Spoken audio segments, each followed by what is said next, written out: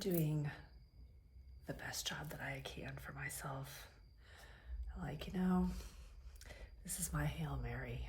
And I am shedding of all kinds of things, and it's been a real challenge. And now I am getting ready to get rid of the last few things that I truly have loved.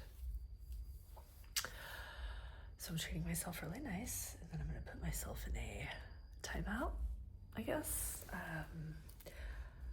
A timeout from a lot of things. And I'm so excited to see the changes, the transformation that's going to occur for me. It's going to be, I know that it's going to be something. I'm removing